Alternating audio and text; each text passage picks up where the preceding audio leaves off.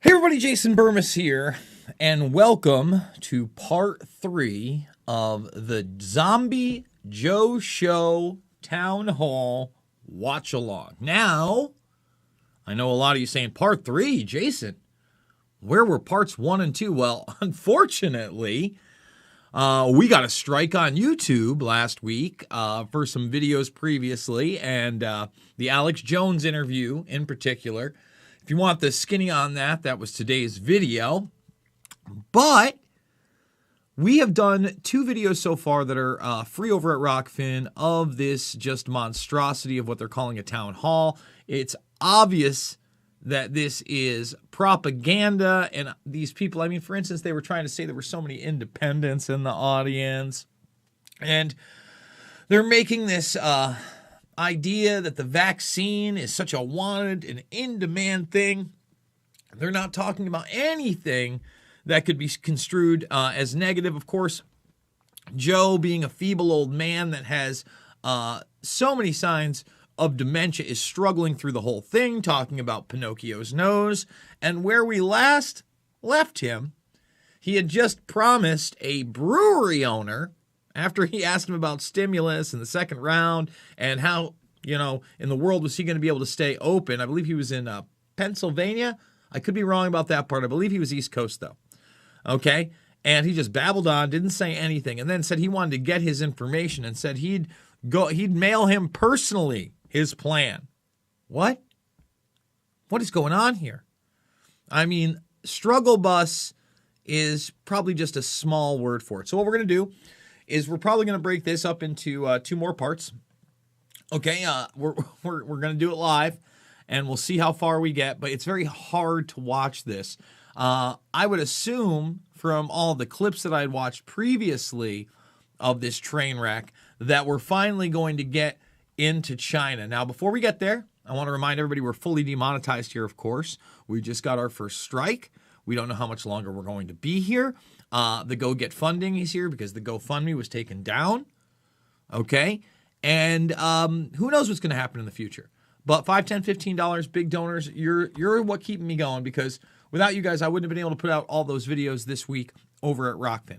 Loose Change, Final Cut, Fabled Enemies, Invisible Empire, A New World Order to Find, and Shade the Motion Picture are free right here, right now, in the playlist section. Thumbs up, subscribe, share. Let YouTube know that you actually want my content. You don't think it's harmful. You don't think that Alex Jones's interview should be labeled medical misinformation, or me playing Senator Ron Johnson holding a hearing where Dr. Pierre Corey talks about a certain drug as medical misinformation. So, you know, let them know. Let them know. And I want to remind, check it out. There it is. Part 1, Part 2, they're free. We got a bunch of other stuff. Jay Dyer and the Super Bowl. So many, I think there's 13 videos right now that are unavailable. So what I really need you to do, if you can't support me financially, I get it. You can make a free account at Rockfin. All the free videos are free. For the next week plus now, we were going to do it for 2 weeks. Everything I put out will be free on Rockfin. Everything. And the archives will still go to all the premium subscribers. And once we hit a certain number of actual premium subscribers, we'll have a once a week scheduled AMA with just those premium subscribers. That'll be one of the cool things that we can do. But make sure you make that account. And that's how you're going to see parts 1 and 2 of this. Trust me, you don't need to go in order. It's going to be just as cringeworthy as before. All right, let's do it. Town hall event at the Pabst Theater in Milwaukee, Wisconsin, with President Joe Biden. We are back. Thanks so much for being here. We before we get back into the audience, I want to ask just a question about what we've just witnessed. Before the Senate voted to acquit the former president in the impeachment trial, you said you were anxious to see if Republican senators would stand up. Only 7 did. House Speaker Nancy Pelosi called the rest cowards. Do you agree with her? Stand up for what? There was no insurrection. Let me say it again. Am I going to fact check on that? Again, when anybody can point to me the other insurrection in human history where, number 1, the insurrectionists did not fire a shot with any weapons, number 2, did not kill anybody on the opposing side. The one police officer they said that died several days later, and now we know it's of a heart attack. He never got hit with a fire extinguisher, another false narrative the media tried to put out. So the 4 people that died, 3 heart attacks and a woman getting shot, an unarmed woman, a veteran. Okay, so show me that insurrection when not even a shot's fired, nobody on the opposing side dies. None of the politicians that there was an insurrection against not only don't die, they don't get injured, they don't get touched. What are we talking about? How about the insurrection led by a topless man, unarmed, with face paint on and a large buffalo that thinks he's a shaman and is taking selfies and hands somebody a camera? Anybody want to point to that insurrection?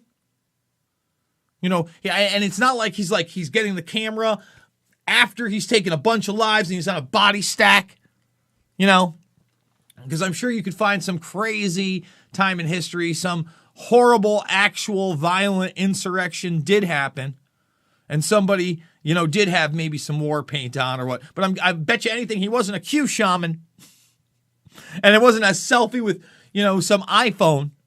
It's not how the world rolls. So again, thumbs it up, subscribe, and share. Let's do it. I'm not going to call names out.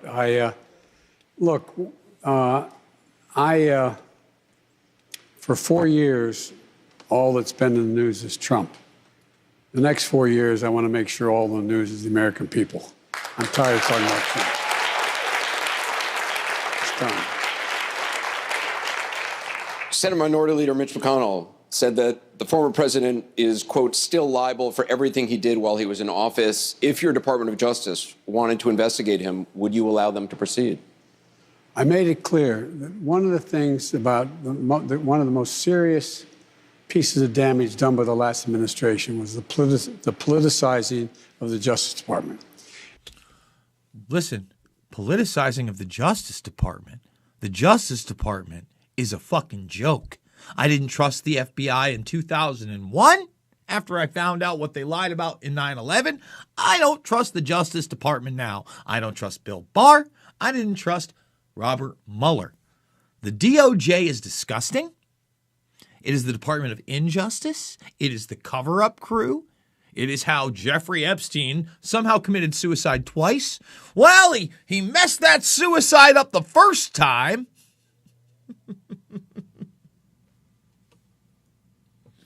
And why right now, you know, I know one of the big stories is Ghislaine Maxwell is saying that she had the tapes on both Trump and Clinton, yada, yada, yada. I need to do a huge Epstein update, but I feel like that we're just going to make it a marathon episode where I just do like 20 of the Epstein stories I haven't covered.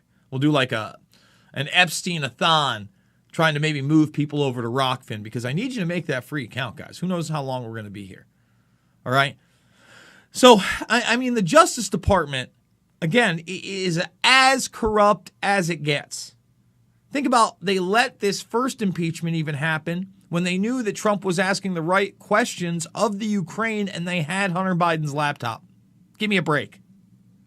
Any of you who are lawyers know, whether you're a Democrat, Republican, conservative, or liberal, it has been more politicized than any Justice Department in American history.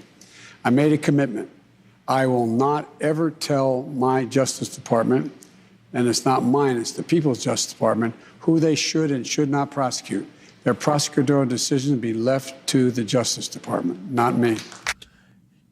Listen, my name is Joe Biden. I can still remember it. And quite frankly, I'm in charge of nothing.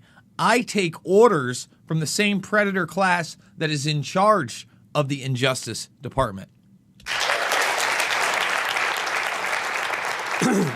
Hey, Maria, I see you in there waving. I hope you're feeling good. Everybody say hello to Maria Farmer, a great person. I hope she caught my little bit on the Injustice Department and the Epstein case right now because, again, I'm highly skeptical. I think that, you know, with Peter Nygaard's arrest, you know, with them starting to grab some of these people, Jean-Luc Brunel, it's really going to be the cover-up crew and marginalizing anything else that might slip through the cracks and them hedging up the fact that this was way wider scale and they knew about it for a way longer time. Because, again, Maria Farmer, who's in there, she went to that same Justice Department he's talking about that was politicized in 2016 to 2020, supposedly. She went to them 20 years before 2016, okay, in 1996. So that's the reality of where we're at. I want you to meet Joel Berkowitz from Shorewood. He's a Democrat, a professor of foreign languages and literature at the University of Wisconsin-Milwaukee. Joel, thanks for being here. Thank you, Anderson. I'm not bad at the literature part, but after 5 years of French, I still can't speak a word, so I apologize. I'll teach you some Yiddish sometime. How's that?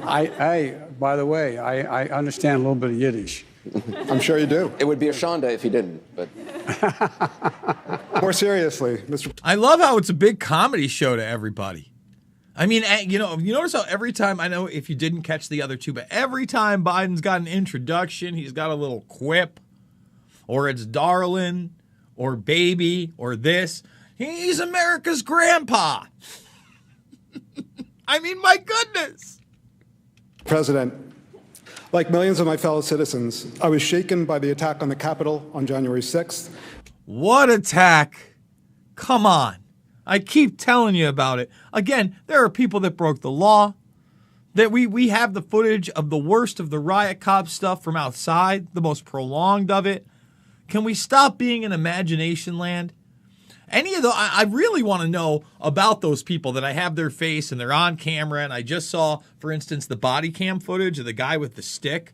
I have that as the stick breaks. I'm like 10, 15 feet away.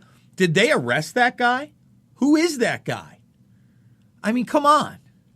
And on our democracy more broadly by your predecessor and his followers. While I appreciate efforts being made to bring them to justice, I worry about ongoing threats to our country from Americans who embrace white supremacy and conspiracies that align with it. There it is right there. You see this? You see what this guy's saying?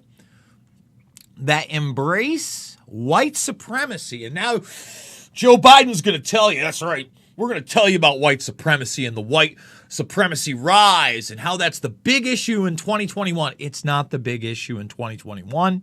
Quite frankly, it wasn't the big issue in 2010 or even in 2000 pre 9/11. Was not the big issue. Not saying racism has not progressively actually gotten better. So in other words, it couldn't have been worse down that line.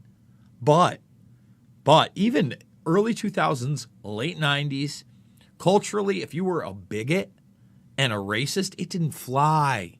It didn't fly. There has been no rise of white supremacy. But then it's the conspiracy theories that align with it. So carte blanche, let me tell you what conspiracy theories align with it. Anything against the mainstream narrative about anything. Period. From Jeffrey Epstein to 9/11 truth. You get it? If you don't agree with our narrative, white supremacist.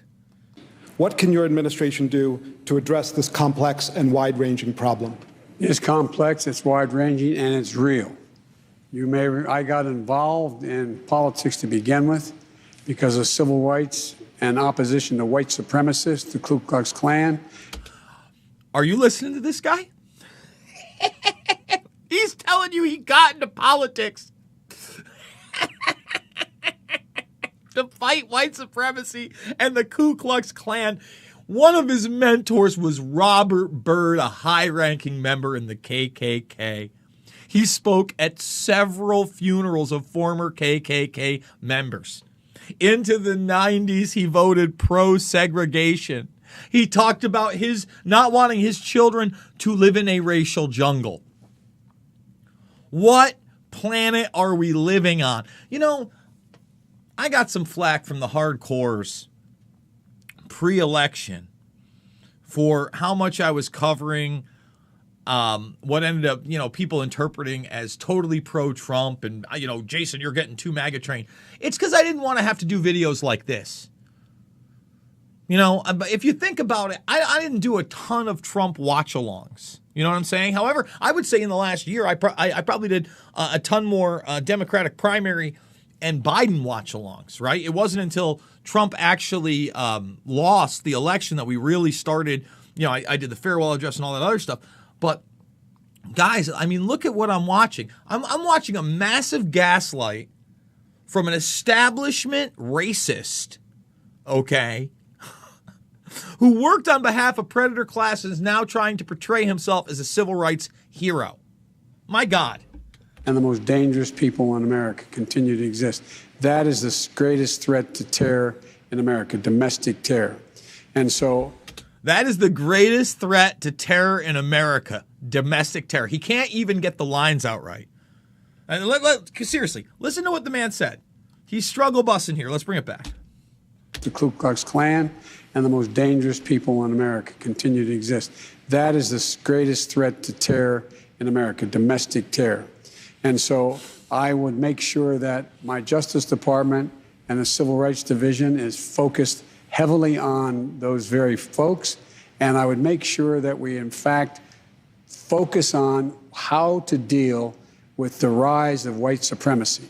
And you see what's happening, the studies that are beginning to be done, maybe at your university as well, about the impact of former military, former police officers on the growth of white supremacy in some of these groups.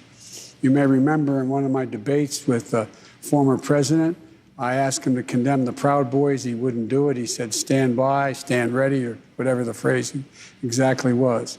It is a bane on our existence. Let's just stop right now. First of all, 100% untrue that there's a rise of white supremacy. We're going to do it live. So the Southern Poverty Law Center, who I'm not a fan of, SPLC, less hate groups in U.S. Okay? Let's see. The year of hate and extremism. Let's see if we can find it. Is it February 1st? Yes, it is. Yes. Even NBC. Okay? We went over it with one. It had gone down by more than 10%. This year, okay? Oh, come on with this trash. We actually covered it. And then it went down 10% from the previous year. Okay? Yeah, I mean, it's ridiculous. Do I have to type Daily Mail because they had the correct headline? Let's see if we can even get that. You notice that they try to mask this too? Oh, the Google's the worst. Why do I keep using it? Here it is. Here it is. Bam. Thanks. This should have been the first one. Active hate groups decline in the U.S. in 2020, but researchers warn. See, the researchers keep warning you, but if you look by the numbers, okay, 940 in 2019, and that's already souped up, okay, from a record high of 1020, okay, 1020 in 2018, and now only 838. Keeps going down. Keeps going down by almost 10% each year of what they can fit into a tape group, but white supremacy's on the rise. Conspiracy theories that align with them are a scourge. From the guy that was mentored by a KKK Klansman. This guy. My God. It has always been, as Lincoln said, we have to appeal to our better angels. And these guys are not, and women are, in fact, demented. They are dangerous people. I want you to meet James Lewis, an independent from Milwaukee. He's a labor attorney. James, welcome. James, if I say anything you don't like, let me know right away, will you? I got another joke. I'm trying to bring Joey B back. See, there's some shades of Joey B here. You know, he's got a quip. All right. As big as a mountain. Good evening, President Biden. I was a public defender in Kenosha County when the police shot Jacob Blake. I witnessed the city I worked in burned and devastated, and recently District Attorney Michael Gravely denied to prosecute the police officers responsible. So now we're admitting that some of these cities were burned and devastated? I thought that didn't happen. I thought that was a myth. What? But as long as it's about the police not being prosecuted, that's the question? So my question to you is, what will your administration do to correct these wrongs that we witnessed not just in Kenosha, but across this country? And what will we do to bridge the gap between communities and their police? Three things. First of all, I was a public defender as well. And I think it's high time that we had public defenders being paid the same as prosecutors. My son, by the way, was a great prosecutor. He was the Attorney General of the state of Delaware, and he was a federal prosecutor before that. And so I'm not condemning all prosecutors, but I am saying that it matters that you have adequate defense and you are able to attract people who, in fact, can live on being able to be that public defender. Number one. Number two, we are pushing very hard, and I think we'll get it done, is the legislation relating to what is appropriate police behavior and studying police behavior and coming down with recommendations that are consistent with the legislation that was put in place as a consequence of all the world seeing one man shoved up against a curb and murdered after 8 minutes and 46 seconds. So far, I've heard nothing. First of all, he didn't ask you about how public defenders were going to stick around, or how he asked you about bridging the gap between communities and police officers. And let me explain it to you. It's really, really simple. Okay? Demilitarize the police? Yes. When you have an egregious use of police force, aka police brutality, against anybody, regardless of his or her race on either side, okay, the resulting trial should probably be held outside of the county, if not the state. Okay, so there can be less cronyism and less rigging. I think those are two things, the demilitarization of the police. Okay, we already know what the acceptable conduct of police should be. They should be there to serve and protect with an actual checks and balances system in there. So what are we talking about here? And so there's a number of things relating to everything from no-knock warrants and a whole range of things There's legislation that's being introduced separately. I hope it will pass. But thirdly, I think we have to deal with systemic racism that exists throughout society. And one of the things I'm going to recommend there is that we look at an entire panoply of things that affect whether or not people of color primarily are treated differently. And that goes for everything from prosecutorial discretion. As a public defender, by that I mean, what happens is, it will take too long to go through the whole explanation, but let me try to do it quickly. What happens now is, if you in fact are you arrest someone because they had, and you want to charge them, you can charge them with robbery or armed robbery. If you charge them with armed robbery, you get a lot more time than if you don't charge with robbery. But if you want to make sure that someone who doesn't know much about their representation is able to be, you engage in prosecutorial misconduct by offering them to plead to essentially, it's not the same, burglary, which gets them 2 years and probation. I mean, struggle bus? He's trying to explain how to intimidate somebody to plead down. Okay? I mean, that should have taken a half a sentence. And so you don't even get a trial. You plead because you don't have adequate representation. You feel like everything's against you, and you're in trouble. Against you, not against you. When I did the Sentencing Act, that was designed to make sure we had the same time for the same crime. As chairman of the Judiciary Committee, I looked at all 10 federal districts, and we took 6 months to do it, and found out if you were black and you were your first time offense of being accused of burglary, and maybe you committed it, and you were white, and you did the same exact crime. In all 10 districts throughout the United States of America, the person, and don't hold me to the exact numbers, but the percentages are right, if you were a first-time white guy, you'd get 2 years. You get 7 years if you were black. So in order to make sure that you could not send people to jail for the same crime, I came up with this sentencing commission, which said that everybody who commits the crime has to receive between, instead of 0 to 20 years, you drastically cut down the number of years you could go to jail, but say you have to, if it's a first-time offense, you have to get sentenced between. Let me break this down for you guys. If you owned, I don't know, a sub shop, and this guy was trying to sell you cold cuts, would you buy them from him? And you see, we got the roast beef over here, and it's kind of tender sometimes, but not always as much as the turkey, only in a different brand of the Sara Lee. But what over in the Boar's Head happened was, what is this? They told you that this guy's the most popular president of all time, got more votes than anybody. 1.5 and 3 years, okay? Well, what happens is prosecutors use that as a mechanism to send people to jail, and makes it look like we're dealing with mandatory sentencing, which it wasn't designed to do at all. It was designed to make sure that people were treated fairly. There's much. I'm sorry to go on. There's much more to talk about, but we actually have a related question over here. This is Danny Evans, a pastor in Janesville who works as a supervisor for the Juvenile Justice Diversion Program in Rock County. He's an independent, voted for Donald Trump in 2020. He's also a member of the state's 32-member Racial Disparity Task Force created in the wake of the Jacob Blake shooting last summer. Danny, welcome. Good afternoon, Mr. President. Defund the police is discussed as an option for reforming policing. However, there are communities where people live in fear, not of the police, but in fear of the violent gangs who commit crimes in those neighborhoods.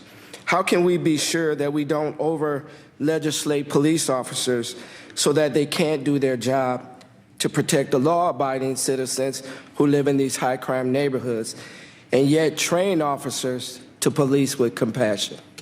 I mean, that's probably like the best question of the whole night. The most realistic one.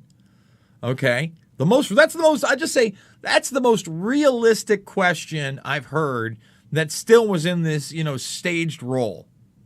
By number one, not defunding the police.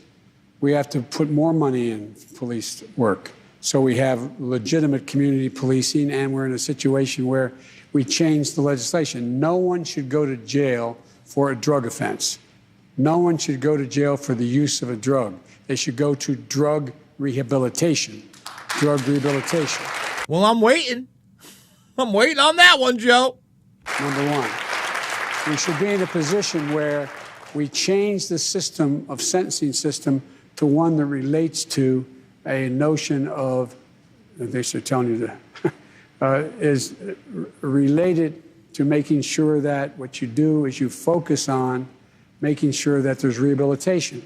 The idea that we don't have people in prison systems learning how to be spending the money, learning how to be mechanics. Learning how to be spending the money, learning how to be mechanics. Learning how to be spending the money, learning how to be mechanics. Folks, let's talk about something really quickly. In a day and age where they're already trying to sell you on teleeducation, and quite frankly, there are a lot of things that you can learn online, why aren't we talking about just any kind of skill, especially those based in technology? If you want to give these guys skill-based jobs and a reason to get out so that they're not struggling to make even $15 an hour if they can catch a break, what is this? Learning how to be cooks, learning how to have a profession when you get out. The idea that we deny someone who served their time access to Pell Grants, access to housing, access to, right now, as you well know, most places you get out of prison, you get $25 on a bus ticket. You end up back under the bridge exactly where you were before. And the fact is that the concern in many minority communities is black on black, Hispanic on Hispanic, not just, but here's the deal. Not just what, but here's the deal. I mean, can you, listen, in the real world, Joe Biden couldn't debate your grocery store clerk. And when I say your grocery store clerk, I'm talking about the slowest one that takes an attitude with you if you want them to bag it as well. If you're not bagging it in the end, to take your pick. And that's not to demean people that work in that industry. I'm just saying anybody off the street could out-debate this guy. It'd be hard-pressed to actually lose a debate to Joe. And the media acted like this man, again, walks on water, opens his arms and the sun shines. He saved us. He can't speak. He's a feeble old man. There has to be much more serious, how can I say, much more serious determination as to what the background and the attitudes of the recruit is, what their views are. There should be much more psychological testing, like you would if you go into the intelligence community. What is it? What are the things that make you respond the way you do? Because there is inherent prejudice built into the system as well. And we also need to provide for, and it's happening, more African American and more Hispanic police officers. Now, by the way, they don't get it all right either, by a long shot. But every cop, when they get up in the morning and put on that shield, has a right to expect to be able to go home to their family that night. Conversely, every kid walking across the street wearing a hoodie is not a member of a gang and is about to knock somebody off. So it's about education. I'd love to talk to you more about it because it you is want to talk to everybody more. Answer, in my view, that and education, actually access to education. And one of the things that I talk a lot about, and I'm sorry to go on about this, but it's important, I don't think we can look at opportunity in the, let's stick with the African American community for a minute, in terms of the criminal justice system. That is only one small piece of why people are the way they are. You realize, I don't know what home you live in, but if you go ahead and you want to get insurance and you're in a black neighborhood, you're going to pay more for the same insurance I'm going to pay for the exact same home. What? Did you just hear what he said? If you live in a black neighborhood and you're trying to get insurance, you're going to pay more for the insurance for the exact same home. Come here. We'll go back. Realize, I don't know what home you live in, but if you go ahead and you want to get insurance and you're in a black neighborhood, you're going to pay more for the same insurance I'm going to pay for the exact same home. Your car, So is he trying to say that you have to pay more insurance because you live in a bad neighborhood? I kind of get that one now, Joe. So yeah, you have to pay more home insurance if you're in a bad neighborhood? Yeah, I get it. Ever had an accident in your car? You live in a black neighborhood, you're going to pay a higher premium in your car. So there's so many things that are built in institutionally that disadvantage African Americans and Latinos that I think, and one of the great advantages, I'm sorry, but this was a question about law enforcement and not defunding the police, Joe. And this is like the fifth time he's going to apologize in this one alone and say something's important. But one of the great advantages, as bad as things are, I keep reading from presidential historians how I've inherited the worst situation since Lincoln. That's all bullshit. No one thinks you inherited the worst situation since whatever. Worse than Roosevelt, because economic crisis, political crisis, racial crisis, etc. But the fact is that everyone's gotten a close-up look now and seen what's happened. That kid holding that camera for 8 minutes and 46 seconds awakened the whole world. When I met with his little daughter after he was dead, she said, "My daddy's changed the world." Guess what? Not only here in the United States, around the world, people said, "Whoa, I didn't know that happened." Dr. King, when I got involved in the civil rights movement as a high school student in the early 60s, and you had Bull Connor and his dogs in the late 50s singing on those ladies in their black dresses going to church and little kids. And What? What? Black ladies in their dresses and going to church and their little kids? He's a big civil rights guy all of a sudden. I mean, does this ever end? This is like a ramble fest. And he brings up George Floyd. And I want to make this very clear. There's absolutely 100% no excuse for Derek Chauvin having his knee on the neck of that guy. I don't know if again, I'll say it for 100 million times. People get pissed at me sometimes for saying this.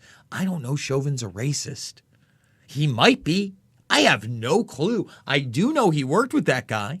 I do know that he didn't like that guy. I do know the media doesn't like to talk about that. And now we're gonna pull away for a second. Now you gotta put yourself in the mindset, okay, that all these riots that really sparked off around the country come from that George Floyd incident. But no one wants to look at it through the lens of they had a previous relationship. They worked security at the same bar together. Chauvin was the on-personnel officer. I know a lot of people in certain cities that go and see that. They know what that is.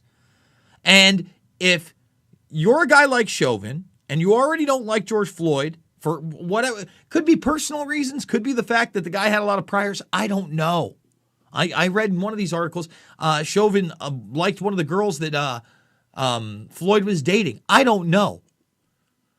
But all of a sudden, if the two don't like one another and he's not a racist, it's actually maybe first-degree murder. But no. We've got to make it racial. We've got to suppress that interest. And right now, the result of it, that we have a rambling puppet up there that can barely get a message across, even invoking that story. So let's continue. Fire hose was ripping her skin off. He said what happened there was it was a second emancipation because people in places where there weren't black communities said, that really happens? I didn't believe it. They saw it happen. And so it generated the Voting Rights Act, it generated the Civil Rights Act, and he called it the second emancipation. We have a chance now to make significant change in racial disparities. And I'm going to say something's going to get me in trouble, which I couldn't go through a whole show without doing that.